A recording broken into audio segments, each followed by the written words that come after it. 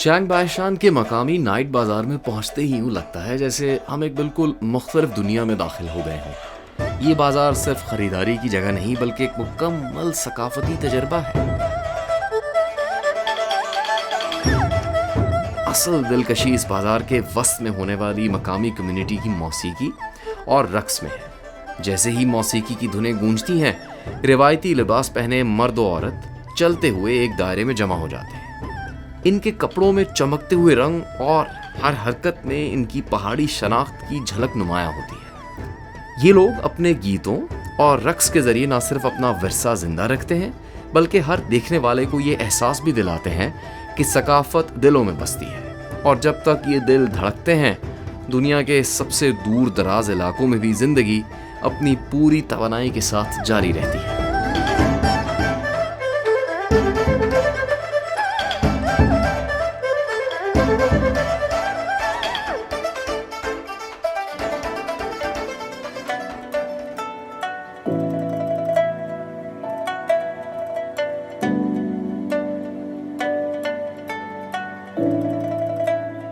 Chang बायशान से हम बस के ज़रिए से ट्रेन स्टेशन पर जा रहे हैं, जहाँ से हमें हाई स्पीड रेल, जो कि पाकिस्तान में बुलेट ट्रेन के नाम से मशहूर है, उसके ऊपर सफ़र करना है और हम बीजिंग जाने के लिए उस ट्रेन पर सवार होंगे। लेकिन चैंग बायशान से ट्रेन स्टेशन जाते हुए हमें ये अंदाज़ा हो रहा है कि अक्टूबर के इख्तिताम की जानिब हम जा रहे हैं और जितना भी फॉरेस्ट है, जितना भी जंगल का इलाका है, वहाँ बर्फ़ पड़ चुकी है। जिस वक्त हम चैंग बायशान में थे वहाँ हमने बारिश देखी, लेकिन जिस तरह हम चैंग बायशान की हदूद से बाहर आते जा रहे हैं, हमें चारों तरफ दरख्तों पर बर्फ़ पड़ी नज़र आ रही। तो बहुत सर्द मौसम है और ये सर्द मौसम भी इस पूरे इलाके जो कि चैंग बाय माउंटेन के इर्द गिर्द का इलाका है, उसकी खूबसूरती में इजाफा करता है।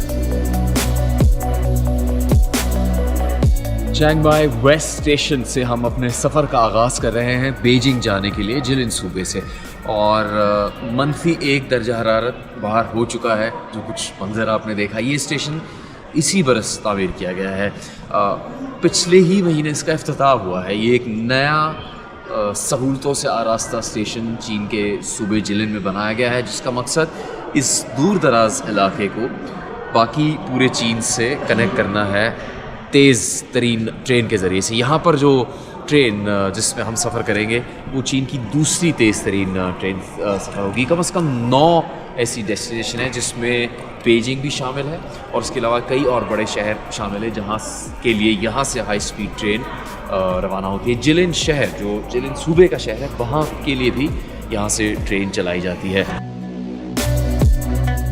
चैंग बायशान से रुखसत होते हुए हमें अंदाज़ा ही नहीं था कि असल तजर्बा तो अभी बाकी है।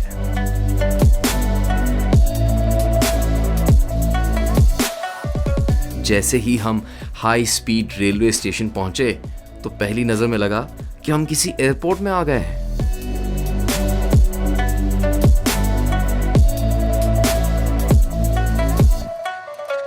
फिर ट्रेन आई इस रफ्तार के वादे के साथ कि बीजिंग तक का पूरा सफर एक झपकी से भी कम महसूस होने वाला था।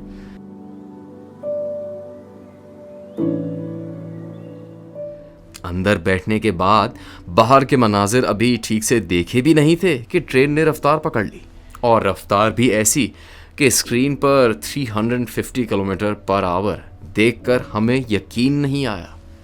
हमने एक दूसरे को देखकर बस यही कहा कि ये ट्रेन है या तूफान।